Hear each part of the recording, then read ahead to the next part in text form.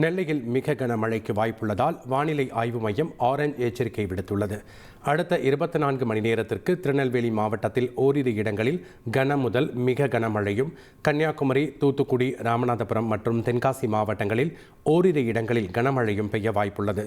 நாளை தென் தமிழகத்தில் ஒரு சில இடங்களிலும், வட தமிழகத்தில் ஓரிரு இடங்களிலும், புதுவை மற்றும் காரைக்கால் பகுதிகளிலும் இடி மின்னலுடன் கூடிய லேசானது முதல் மிதமான மழை பெய்யக்கூடும். சென்னை மற்றும் புறநகரில் லேசானது முதல் மிதமான மழைக்கு வாய்ப்புள்ளது. காரைக்காலில் கனமழையால் அறுவடைக்கு தயாராக இருந்த நெற்பயிர்கள் நீரில் மூழ்கிய நிலையில் பயிர் காப்பீட்டு தொகையை வழங்க வேண்டும் என மத்திய அரசுக்கு விவசாயிகள் கோரிக்கை விடுத்துள்ளனர். கடந்த 2 நாட்கள் பெய்த கனமழையில் திருநள்ளாறு உட்பட மாவட்டத்தின் பல்வேறு பகுதிகளில் பயிரிடப்பட்டிருந்த நெற்பயிர்கள் நீரில் மூழ்கின. இதனால் வேதனையடைந்த விவசாயிகள் பயிர் காப்பீட்டு தொகையை முழுமையாக வழங்கவும், விவசாயத்திற்காக பெறப்பட்ட நகை கடன்களை ரத்து செய்ய வேண்டும் எனவும் கோரிக்கை விடுத்தனர். அறுவடைக்கு தயாராக இந்த நிலை இந்த மாதிரி எதிர்பாராத மழையில முற்றிலும் அழிவு போய் கிடக்குங்க. என்ன பண்றது ஏது பண்றது எங்களுக்கு புரியல. உடனடியாக இந்திய நாட்டு பாரத பிரதமருடைய ஸ்கீம்ல இருக்கக்கூடிய அந்த திட்டத்தில் இருக்கக்கூடிய இன்சூரன்ஸ் தொகை முழுசு விவசாயிகள் கிடைச்சா மட்டும்தான் வாழ்வாதாரம் நல்லா இருக்கும். எல்லாருமே பேங்க்ல வந்து நகையை அடமானம் வச்சு தான் திரும்பி விவசாயம் பண்ணாங்க.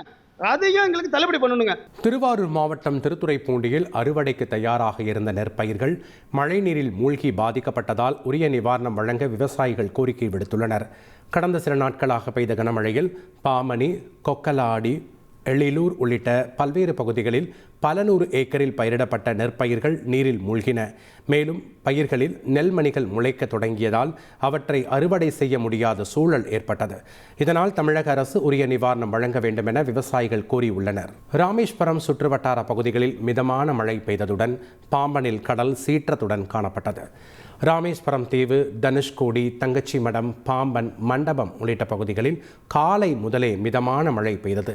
ராமநாத சுவாமி கோயிலுக்குள் மழைநீர் புகுந்ததால் தண்ணீரை வெளியேற்றும் பணியில் ஊழியர்கள் தீவிரமாக ஈடுபட்டனர்.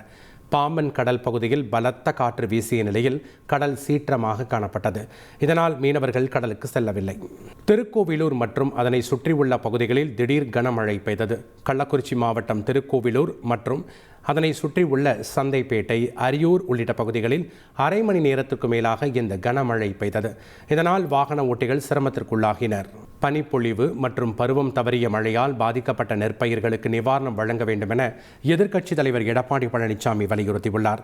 அவர் வெளியிட்டுள்ள அறிக்கையில் பனிப்பொழிவு மற்றும் மழையால் டெல்டா மாவட்டங்களில் அறுவடைக்கு தயாராக இருந்த சம்பா பயிர்கள் பாதிக்கப்பட்டுள்ளதாக தெரிவித்துள்ளார்.